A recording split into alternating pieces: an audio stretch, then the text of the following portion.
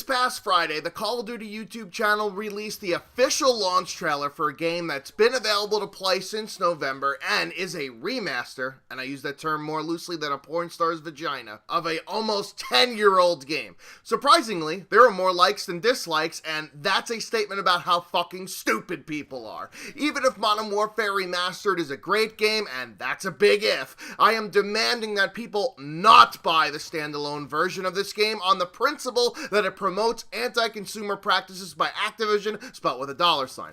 Let's talk timeline, shall we? At E3 2016, the Modern Warfare Remastered trailer was revealed, and at that time, the game was tethered to only special editions of Infinite Warfare that cost more money to boost sales of a game which had a hugely negative reception. And it worked! It was revealed that Infinite Warfare sold 50% less copies than Black Ops 3 had in its launch window. However, sales were only down about 25% due to people buying the more expensive versions of Call of Duty in order to get the Modern Warfare Remastered bonus. This was the very first time that I could recall that a remastered version of a game was held hostage by another game and not sold separately. It only took 1 month and 1 week for micro DLC and supply drops to be added to a decade-old game, which at the time were pure cosmetic affair for those that like to play dress up in a first-person shooter game.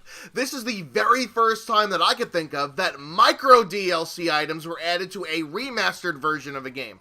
The other shoe dropped a month and a half later in February when additional weapons, which were never part of the original game, were added into supply drops, thus further cementing the fact that this game isn't a remaster, but a reimagining instead. As an aside, if they're gonna add game-altering shit into the mix, then there's no excuse for the developers to not balance weapons and other things that people have been clamoring for since the concept of being true to the original is thrown out the fucking window like a Big Sean song.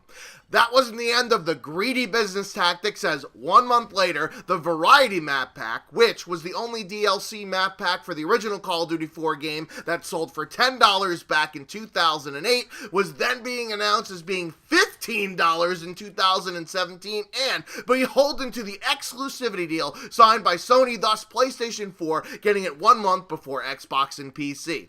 This is the very first remastered game that I can remember that did not include all of the DLCs within the base of the game and charged for them later.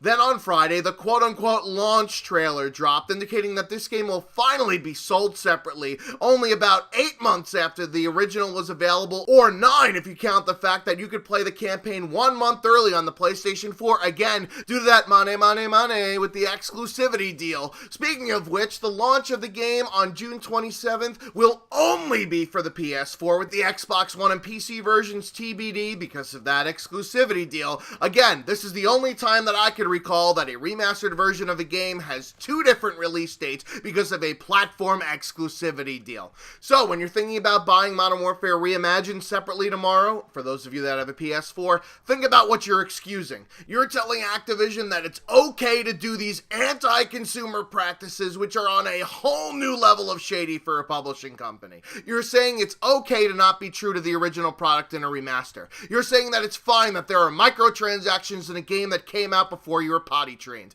You're saying it's no biggie to charge more money for a map pack than it was originally offered, and against every single other standard that remastered games have set with, including add-ons into the base of the game. And you're also agreeing to have an entire fucking game being released on one platform before another because the publishing company got its money, so they'll literally do anything if you throw money at them. Not to mention, they're still charging $40 fucking for this game, which is a full price offering, and not giving any discount given that this game has already been out for more than 8 months. This is where we stand up against the bullshit that these publishers think they can get away with. Do you guys remember online passes? EA and Ubisoft were charging people sometimes upwards of $20 just to play the online multiplayer part of the game due to DRM concerns. When I bought Battlefield Bad Company 2 used for the Xbox 360, I paid $3 for the game and $15 $15 for the fucking online pass just to play the goddamn game.